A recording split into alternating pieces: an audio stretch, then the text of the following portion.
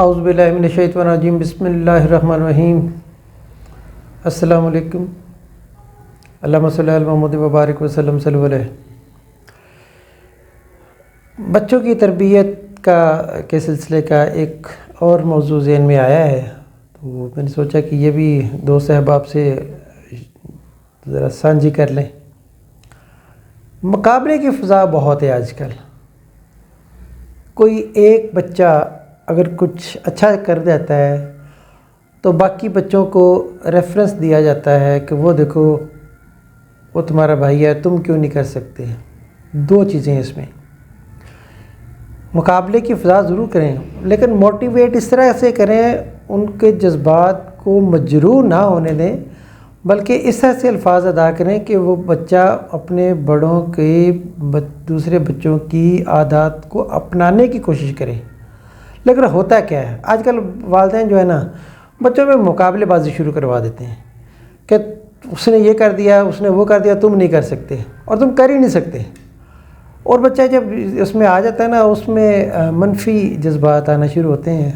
تو اگر اس میں کوئی دوسری چیز ہے جو وہ مثبت طور پہ کر سکتا ہے تو وہ بھی نہیں کرتا۔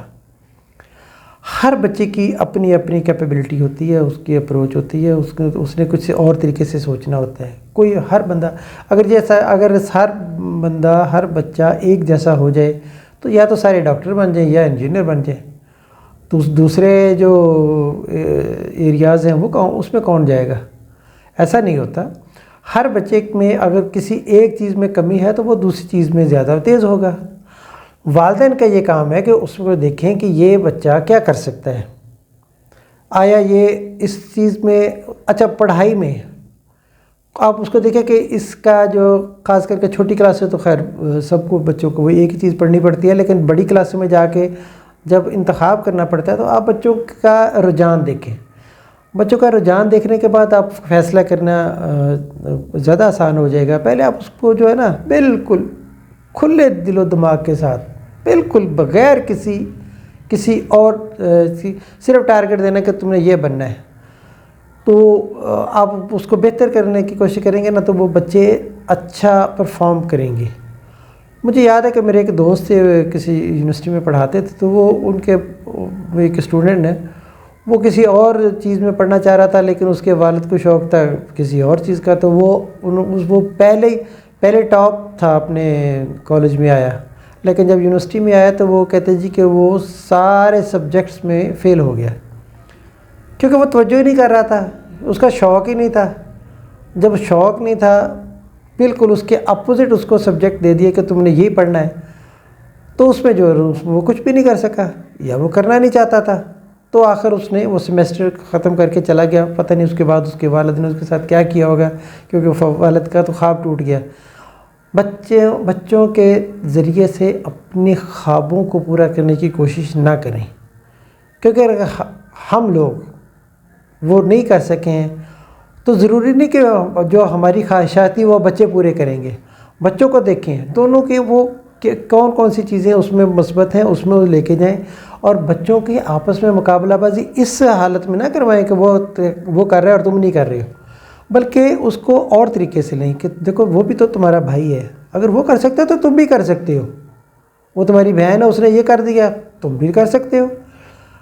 اب اس میں وہ بچہ کچھ تو بتائے گا نا کہ مجھے کہاں دقت ہو رہی ہے، تو وہ بڑے بہن بھائی ہیں، والدین خود ہیں، جو استاد ہیں، وہ سارے مل کے بچوں کو اس کی بہتری کی طرف لا سکتے ہیں۔ لیکن بہت افسوس کے ساتھ کہنا پڑ رہا ہے کہ یہ ایسا ہوتا نہیں ہے ہمارے معاشرے میں۔ ہمارے معاشرے میں سب سے پہلے بچوں کو ڈی گریڈ کیا جاتا ہے، کسی بھی موضوع کو پکڑ کے اس کو ڈی گریڈ کر دینا، تم کر ہی نہیں سکتے۔ 2-4 دفعہ کہیں گے تو بچہ جو اگر کچھ کرنا بھی چاہتا ہوگا نا تو وہ کہے گا کہ ہاں اگر یہ کہہ رہے ہیں میں نہیں کر سکتا تو پھر میں نہیں کر سکتا، اور اس کا نقصان کیا ہوتا ہے کہ بچے کی شخصیت مسخ ہو کے رہ جاتی ہے۔ اس کے اندر اپنے جو خواب ہیں، جو اس کی اپنی خواہشات ہیں، وہ کچلی جاتی ہیں۔ 2-4 دفعہ ڈانٹیں گے، بچہ آگے سے کوئی رسپانس نہیں دے گا، ایسا کرتے کرتے وہ بچہ بالکل خاموش ہو جائے گا، جو ہوگا دیکھا جائے گا، اس پہ چلا جائے گا۔ اس کا نقصان یہ ہوگا کہ اگر اس بچے میں کوئی ایک چیز ایسی تھی وہ جو کرنا چاہتا تھا، اس کو آپ نے اس کو موقع نہیں دیا، اس سسٹم کو چلنے ہی نہیں دیا تو وہ بچہ بالکل صفر ہو کے رہ جائے گا۔ اس کا نقصان کس کا؟ والدین کا، بچے کا، معاشرے کا۔ کہ اگر تو وہ اپنی خواہش سے کچھ نہ کچھ کرنا چاہتا ہے، ہاں اس کو آپ رہنمائی ضرور دیں۔ اگر وہ ایک چیز ایسی ہے جو کالج لائف کے بعد اس کا انتخاب کرنا ہے، اگر وہ چھوٹی کلاسوں میں ہے تو آپ اس کو یہ موٹیویٹ کریں کہ ابھی آپ کی کلاس چھوٹی ہے، اتنے سالوں کے بعد جب آپ اس کلاس میں پہنچ جاؤ گے، یہ پاس کر لو گے تو پھر آپ کے لیے میدان کھلا ہے، آپ جو دل کرتا ہے کرنا۔ لیکن آپ بچوں کو پابند نہیں کریں، آپ بچوں کو اس حد تک نہ لے جائیں کہ وہ اپنی خواہشات کو مار دیں۔ جب بچہ اپنی خواہشات کو مارتا ہے تو بہت ظلم ہوتا ہے۔ اس کے اندر سے اٹھنے والی جو مثبت سوچیں ہوتی ہیں، آپ نے اس کو کچل دیا۔ جب وہ کچلی گئیں تو وہ بچہ ایک دبی ہوئی شخصیت بن کے گزارا کرے گا۔ وہ اپنی خواہشات کے مطابق اگر نہیں کرے گا، اگر آپ والدین سختی کریں گے کہ آپ نے یہی کرنا ہے، تو وہ اسی حساب سے پرفارم بھی نہیں کرے گا۔ جب وہ پرفارم نہیں کرے گا تو پھر اس کے بعد آپ بکھری ہوئی ایک شخصیت کتنی چل سکتی ہے معاشرے میں۔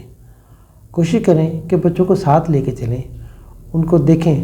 آپ ان کو رہنمائی کر سکتے ہیں، رہنمائی ضرور کریں، کیونکہ بچے تھوڑا کچا دماغ ہوتا ہے تو اس کو سمجھ نہیں آتا کہ اس کے لیے فیوچر میں کیا ہے۔